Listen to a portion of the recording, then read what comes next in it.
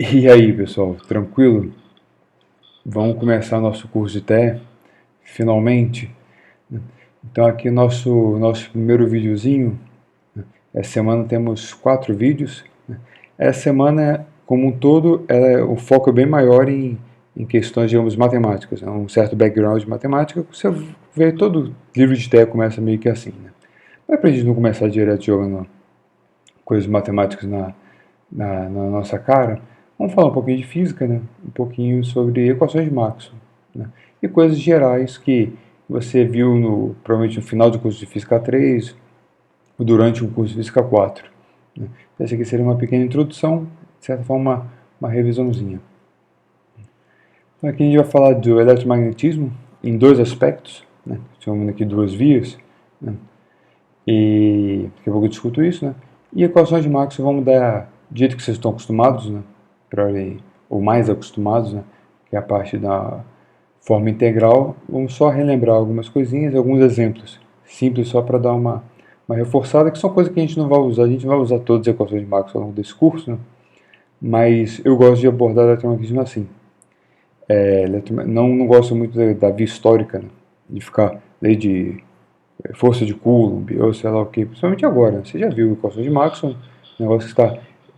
Eu gostaria de começar, na verdade, até, digamos, invertendo de T2, né? Começando do final de T2, começando de relatividade, porque a teoria relativística já tem mais de 100 anos que o troço já está resolvido e a gente estuda do jeito histórico, né? Que não faz muito sentido, não é muito lógico. O lógico é começar a teoria, é a teoria mais, digamos, mais simples, né? Ou mais simples quando contexto relativístico, né? E a relatividade foi descoberta através do eletromagnetismo. Mas então o eletromagnetismo é o exemplo mais típico de uma teoria relativística. Então a lógica seria começar de relatividade e depois falar de eletromagnetismo. Mas ok, depois a gente discute isso. Mas hoje não vai ser muito essa questão, vamos começar essas duas vias. Né? E por que eu digo que o eletromagnetismo tem, ou a eletrodinâmica tem duas vias, né? Ou uma via de mão dupla? Porque você tem dois aspectos aqui, dois protagonistas quando você está discutindo a eletrodinâmica. Um são as cargas, né? Matéria que tem uma propriedade que se chama de carga elétrica associada a ela. A propriedade igual ela tem massa, ela pode ter carga, pode ter spin também, o spin não vai entrar aqui. E você tem um campo eletromagnético, né? O campo E e o campo B. E esses caras conversam através de duas vias, né? Por isso que é mão dupla. Um é que toda vez que você em algum lugar você tem um campo eletromagnético, aqui nessa sala tem um campo eletromagnético. De certa forma, eu posso afirmar que em algum lugar do universo existem cargas que geram esse campo eletromagnético. Então, a matéria carregada é fonte do campo eletromagnético. Isso daqui vai ser até o nosso foco do curso de T2, de T1, desculpa. Né? Mas você tem um outro aspecto também, é que uma vez, vamos supor que nessa sala aqui que eu estou, existe campo eletromagnético, eu posso pegar uma carga, eu aqui, jogar nela e estudar a dinâmica dela. Né? Então, como esse campo eletromagnético age sobre a carga. Né? Então, ele age como uma força externa, uma interação, ele interage com a carga. Né? Então, você tem esse ciclo. Né? Então, na verdade, toda matéria carregada cria campo eletromagnético, só que um campo eletromagnético interage com toda matéria carregada. Né? Então, ele cria a carga, você tem várias cargas, uma carga cria o campo eletromagnético, que interage com outra carga, essa carga sofre uma dinâmica, aí essa dinâmica dela, né, ela cria também um campo eletromagnético que interage com as outras cargas, então vira na verdade, um problema, em geral, um problema que não dá para resolver. Né? É um problema que você cria o campo mexe na carga, aí isso faz ela criar um outro campo que mexe na carga, em outras cargas de novo, e por aí vai. Então, uma cobra mordendo a própria cauda. Geralmente a gente estuda problemas, digamos, simples, no sentido que um desses aspectos é conhecido. Né? Então vamos ver, por exemplo, uma das vias, né, que é o campo eletromagnético dado, então ele atuando com uma força sobre uma partícula carregada, uma força de Lorentz. Né? Então quando você escreve isso, né? Seria um problema mecânico. Né? Você, digamos, deu a força, só que aqui a força é meio esquisita, sem campo magnético, porque envolve a velocidade da própria partícula. Mas quer dizer assim, você deu a fonte, né? Você deu o campo elétrico e deu o campo magnético, então você está no seu laboratório e você criou o campo elétrico magnético, sei lá, com uma bobina, você criou um campo magnético, né? Um campo magnético uniforme. Né? Mas não interessa como é que esse cara foi criado, interessa que ele está lá. Agora você pegou e jogou uma partícula de carga aqui. Você está estudando a dinâmica dele. Então você tem controle sobre o campo E e campo B e quer saber a dinâmica da carga naquele campo E e B. Esse não é muito o foco do nosso curso. O nosso curso ele está atrelado a outra coisa. Né?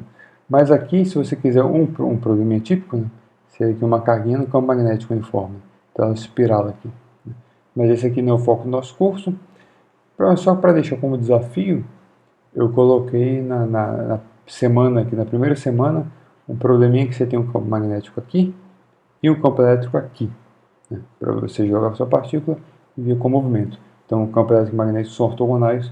Não sei se já resolveu esse problema, ele é um pouquinho mais difícil que esse, mas é só para você tentar brincar. Né. Porque o foco mesmo no nosso curso é o outro. Né. É quando você dá a distribuição de cargas. Né. Então você conhece onde as cargas estão, como elas se movem, eventualmente se elas se movem. Né? E agora você quer, então essa daí é sua fonte. E esses caras criam um campo elétrico magnético. Então esse conjunto de equações para você determinar o campo elétrico e magnético, uma vez conhecida as cargas, né, isso é o que a gente chama de equação de Maxwell. Então a ideia aqui é, digamos, você tem o movimento das cargas, você tem, digamos, a corrente. Você ligou lá uma correntezinha num fio, né?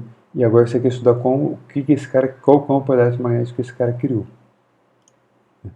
Aí a primeira, você tem 4 equações de Maxwell, vamos enumerá-las aqui e fazer umas particularidades, uns comentários sobre cada uma delas. Esse primeiro vídeo é só isso. Né? Então, o primeiro aqui é lei de Gauss. Provavelmente você já viu escrito assim. Eu ainda nessa semana a gente vai escrever tudo na forma diferencial. Né? Provavelmente você já viu isso em Física 4, né? Mas se não viu, vai ver aqui. Nós vamos começar nessa forma integral, ou geralmente eu gosto de chamar de forma não local. Né? Não local. Então aqui seria, esse daqui é o fluxo do seu campo elétrico em uma superfície fechada. Né? É proporcional à carga elétrica que tem dentro daquela superfície, né? Que está no volume cuja a borda é dada pela superfície fechada. Seria um exemplo assim. Né? Então você tem essa caixinha aqui, um cubinho, e aqui você, digamos, tem várias cargas aqui dentro, eventualmente vai ter cargas fora. Então é a integral do fluxo na superfície desse cubo. Se você não está tão familiarizado, é a integral aqui, né? Nessa borda.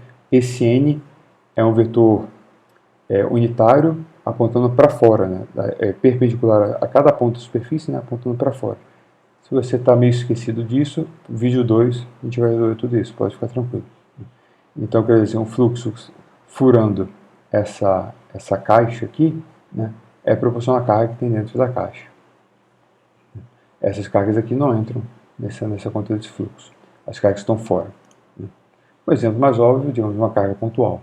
Você pode usar essa equação para determinar, digamos, o campo elétrico. E algumas situações muito específicas, né, principalmente com alta simetria. Esse aqui é um caso. Então, supõe que você tem uma carguinha aqui, aí você vai inventar a superfície gaussiana, que se chama, né, onde você vai fazer essa integral. Essa aqui, a superfície fechada, seria uma esfera de raio R. Então, isso é uma esfera de raio R centrada na carga. O vetor unitário perpendicular é o vetor Rzinho, radial.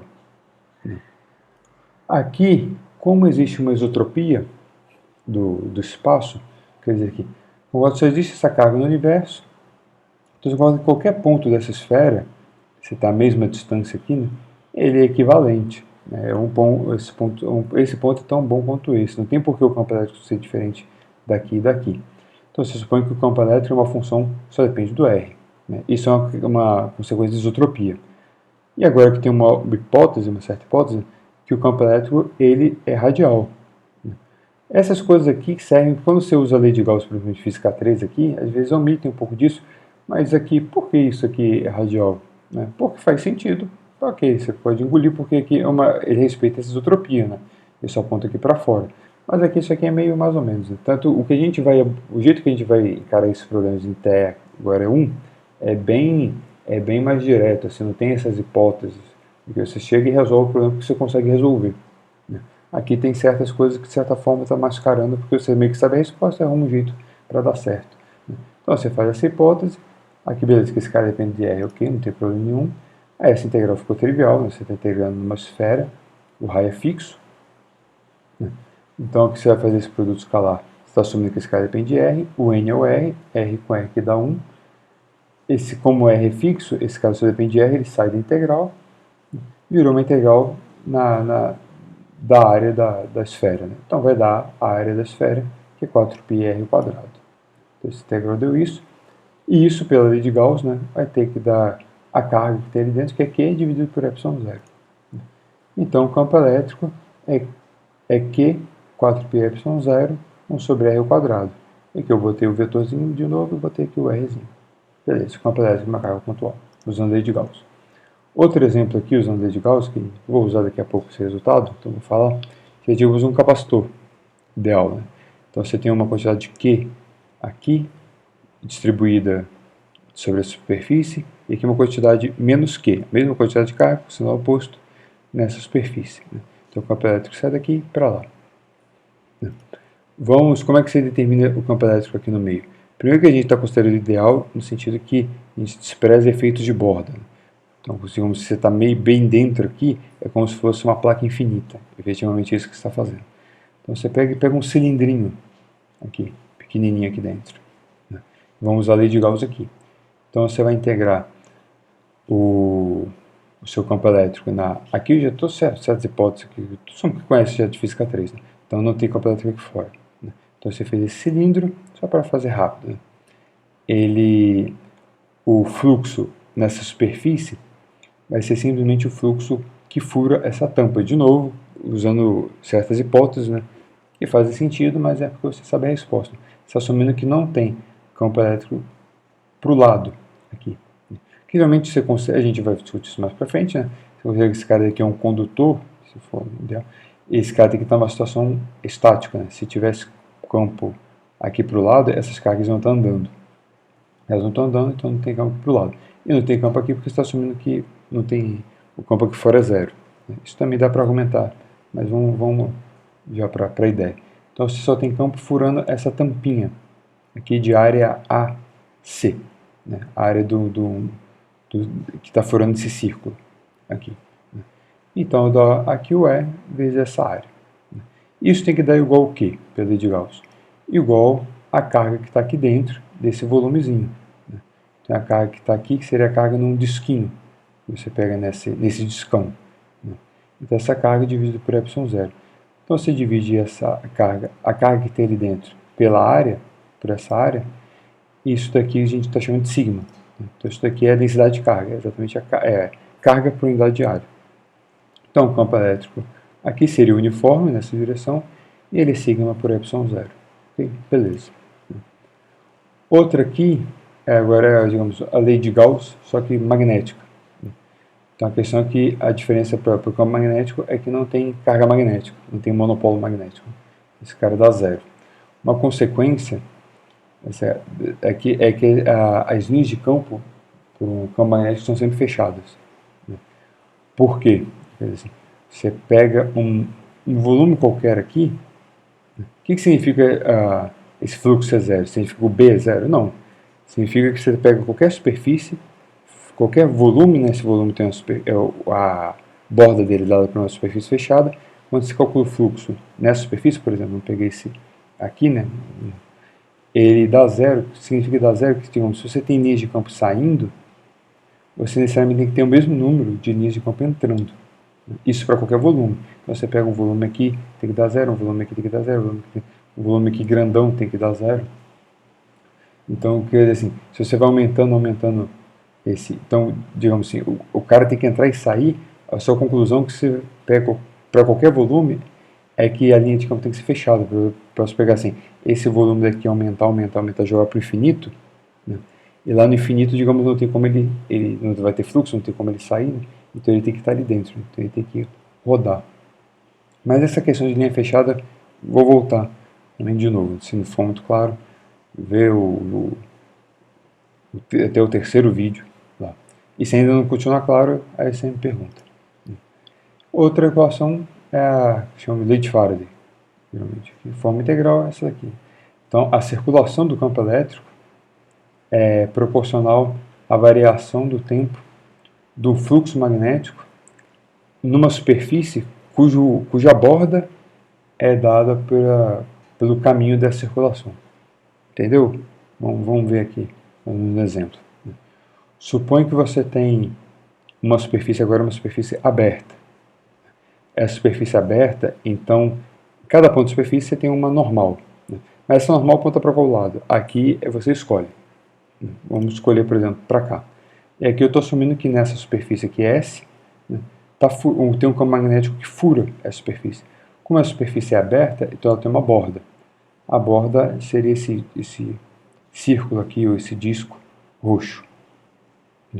Então, esse Nzinho aponta para cá.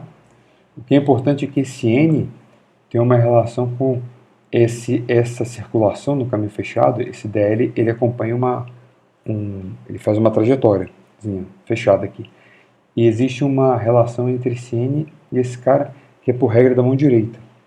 Então, se o N aponta para cá, nessa integral de B, eu estou assumindo que a circulação no E é dada pela mão direita. Então, se N para cá, a circulação que eu estou tomando na integral é essa daqui.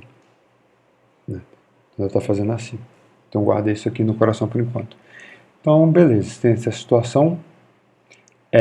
Então, nessa superfície S, tem um campo magnético furando. Vamos supor que esse campo magnético, esse fluxo do campo magnético está aumentando o tempo. Então, esse campo magnético, digamos, está aumentando. Então, essa integral daqui, essa integral você vai fazer, vai te dar um número. Né? Você está integrando esse campo aqui em x aqui dentro, então ele vai te dar uma função de t. Vamos supor que essa função de t está aumentando quando o t passa, quando o t aumenta. Então essa derivada aqui seria positiva. Então eu quero dizer que esse cara daqui deu positivo.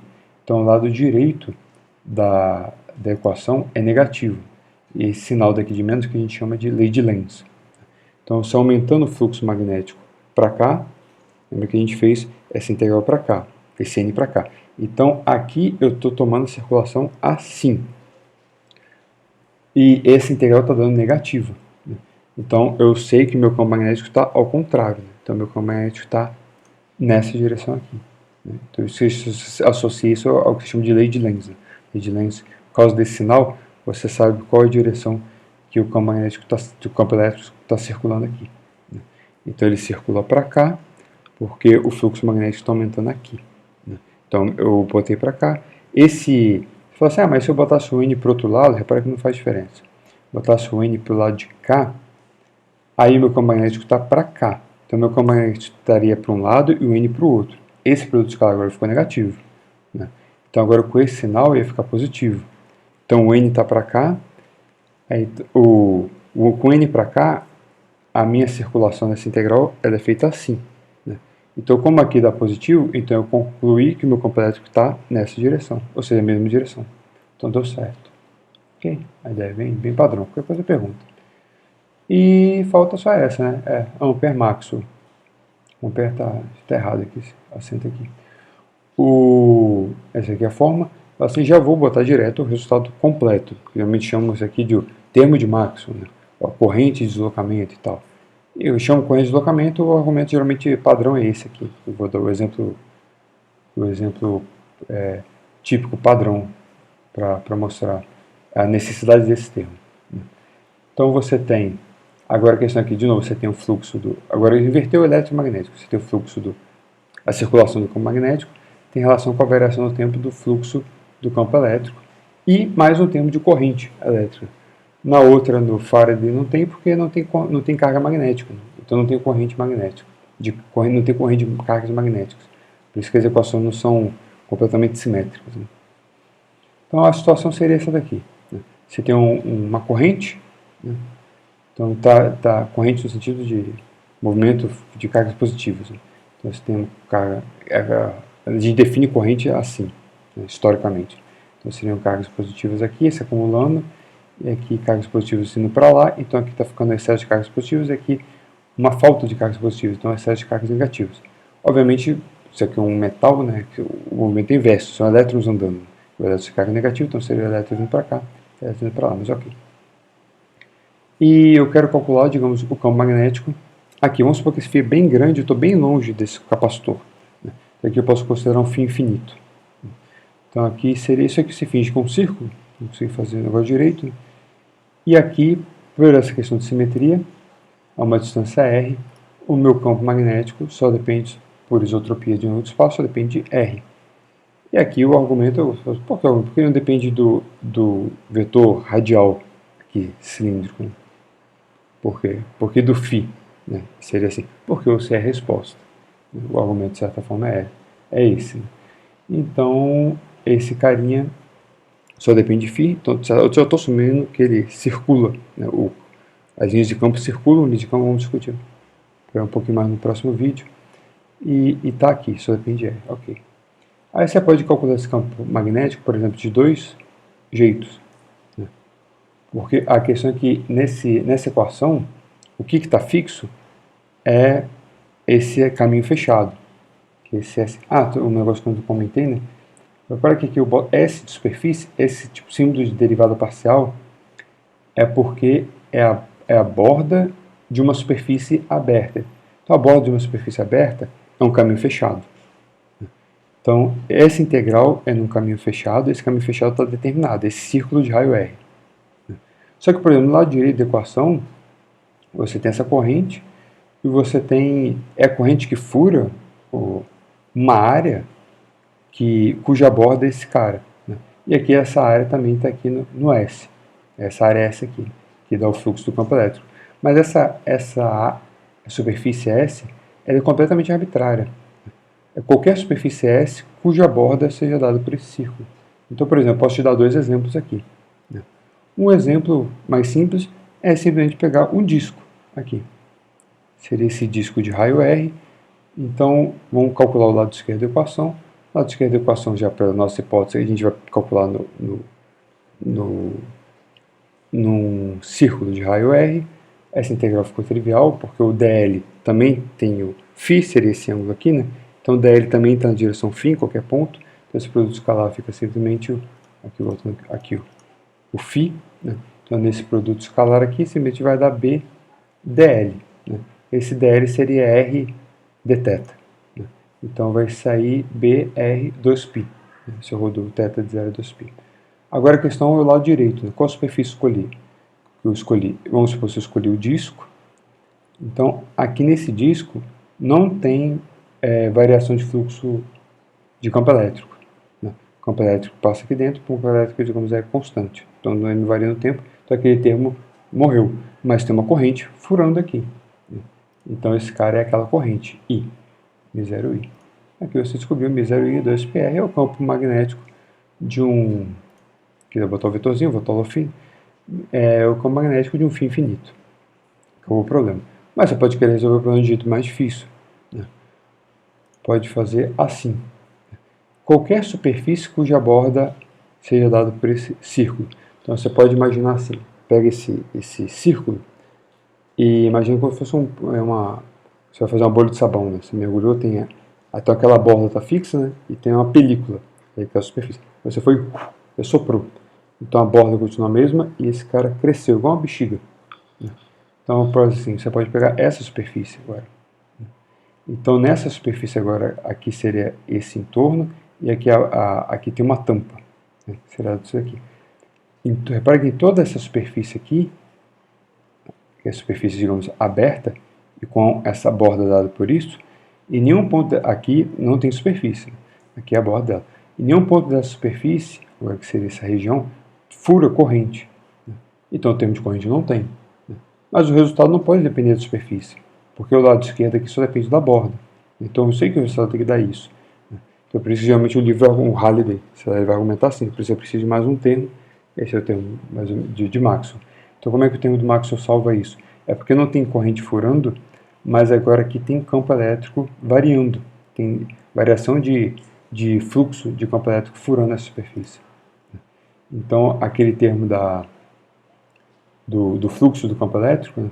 Então você calcula que você tem campo elétrico furando aqui, em que área? Né? A área desse disco. Então aqui a integral é um capacitor ideal, né? Então o campo elétrico é constante, a integral é trivial. Vai dar o campo elétrico vezes a área.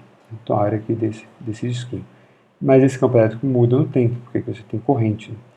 Essas cargas estão mudando, né? Aqui a carga está ficando carga negativa e aqui está aumentando carga positiva. Então, o que é o campo elétrico do capacitor ideal? É sigma por epsilon zero. Então aqui é sigma epsilon zero cancela. Então o que é o sigma? É a carga que tem aqui no caso, ou aqui, tanto faz, né? Tem a mesma quantidade de carga, muda o sinal, a carga que tem na placa por área. Né? Só que a área é a própria área do disco. Então aqui é a carga que tem, toda a carga que tem ali dentro, no instante t, dividido pela área total, que é essa área daqui. Então a área cancela. E fica a variação da carga por unidade de tempo. Mas a variação da carga por unidade de tempo é a própria definição da corrente. Então, de novo, eu queria um misério I. Por isso, geralmente chamo isso aqui de corrente de deslocamento, mas é um termo meio de engenheiro. Né? Não precisa ter nada desse aparato. Né? Aquela equação simplesmente pode ter, se você tem variação de campo, é muito parecido com o Faraday. Vamos supor que você não tem carga ali. Né? Você tem uma variação do tempo, você tem um campo elétrico fluindo, né, passando numa região, furando uma área. Se ele muda no tempo, né, então ele fura mais ou fura menos, ele cria um campo magnético no entorno. Só que aqui o sinal é positivo. Aqui, voltando aqui. Né? Então a lei de Lenz é ao contrário. Né? Então se o campo magnético aumenta furando aqui, o campo magnético vai seguir a regra da mão direita. Lembrando que na lei de Lenz ele tem um sinal de menos, então ele segue, digamos, na mão direita ele faz ao contrário. Né? Mas basicamente só isso. Então volta lá. Foi. Então com isso aqui a gente termina o vídeo. Então acabamos esse aparato aqui de equações de Maxwell. No próximo a gente começa a revisão, mesmo que eu quero fazer essa semana, é a parte mais matemática. Quem é esse cara aí? Você sabe quem é? Não sabe? Olha aí na Netflix. Jojo?